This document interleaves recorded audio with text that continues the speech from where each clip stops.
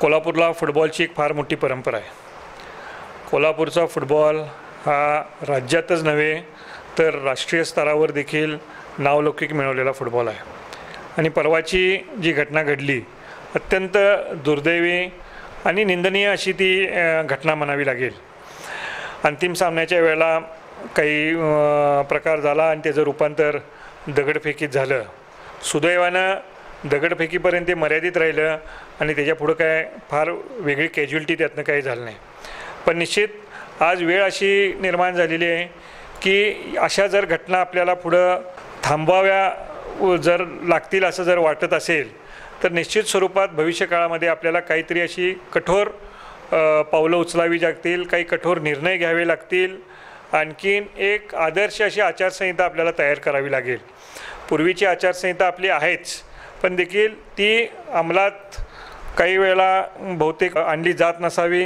पण आता एक आमच्या सर्वांचा एक निर्णय झालेला आहे, सध्याच्या स्थितीमध्ये या स्पर्धा स्थगित ठेवणार आहोत आणि येणाऱ्या कालावधीमध्ये फुटबॉलच्या संबंधित सर्व घटकांना एकत्रित घेऊन हे प्रकार कसे आपल्याला टाळता येतील, मग यामध्ये कोण कोण दोषी आहे आणि हे प्रकार थांबवण्यासाठी कुणी कुणी पुढाकार घ्यावा आणि KSAची त्यामध्ये भूमिका एक पेरेंट बॉडी म्हणून काय असावी यासाठी सगळ्यांनी एकत्रित बसण्याचा निर्णय घेतलेला आहे। आणि भविष्यकाळात मला असं वाटतं की आमची मनापासूनची इच्छा आहे, KSAची इच्छा आहे, विद्यमान छत्रपती शाहू महाराजांची देखील इच्छा आहे की फुटबॉलचा खेळ हा बंद झाला नसला पाहिजे, खेळ हा चालू राहिला पाहिजे। पण अशा घटना या वारावर जर घडत असतील तर ह्या देखील खेळाच्या दृष्टिकोनातून योग्य नाहीत असं मला वाटतं। आणि म्हणून भविष्यकाळामध्ये आम्ही एक चांगली आचारसंहिता तयार करू, सगळ्यांना विचारात घेऊन तयार करू आणि त्या आचारसंहितेचं पालन आणि या संदर्भातली जागृती म्हणजे कोण कोण चुकतं, काय घटक याच्यामध्ये कारणीभूत आहेत, हे सगळ्याचं विचारमंथन झाल्यानंतरच भविष्यात स्पर्धा सुरू करण्याबाबतीचा निर्णय घेतला जाईल। KSA हे कुठल्याही एखाद्या सामन्यामध्ये एखादा अनुचित जर प्रकार घडला तर जे रेफरीज असतात त्या रेफरीजच्या माध्यमातून एक रिपोर्ट तयार केला जातो आणि तो रिपोर्ट फुटबॉल कमिटीला दिला जातो। आणि मग एखाद्या घटनेमागं जर एखादा खेळाडू दोषी असेल किंवा अनेक खेळाडू दोषी असतील तर त्या प्रकारे रेफरींच्या रिपोर्टच्या आधारे KSA म्हणजे पेरेंट बॉडी ही निर्णय घेत असते।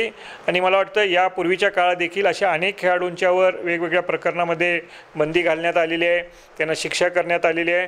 आणि मला वाटतं आता चौकशी समितीचा अहवाल अजून यायचा आहे, पण चौकशी समितीचा अहवाल आल्यानंतर, चौकशी समिती नाही, आमच्या रेफरीचा अहवाल अजून यायचा आहे, तो एकदा प्राप्त झाल्यानंतर निश्चित स्वरूपात त्याच्यामध्ये जर गंभीर गोष्टी जर आढळल्या तर KSA त्या पद्धतीनं गरज पडले तर त्या खेळाडूच्यावर आणि गरज पडला तर त्या संघावर कारवाई निश्चितपणे करेल।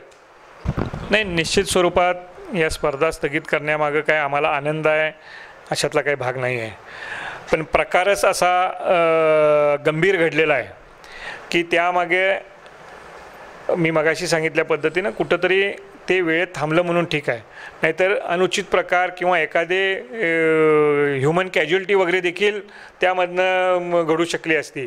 आणि जर भविष्यकाळामध्ये असे काही प्रकार जर आपल्याला टाळायचे असतील तर निश्चित स्वरूपात स्पर्धा स्थगित करून, खेळ स्थगित करून त्यावर कठोर पावलं उचलूनच मगच खेळ पुढं चालू करण्याची आमची भूमिकाही योग्य आहे असं मला वाटतं। कुठल्याही खेळामध्ये अंपायरचा निर्णय आणि रेफरीचा निर्णय हा अंतिम असतो। आपण कागदी स्थानिक पातळीवर नाही, इंटरनॅशनल पातळीवरपर्यंत आपण बघतो, भले तो काही वेळा चुकत असेल तरी देखील रेफरीचा निर्णय हा अंतिम आहे।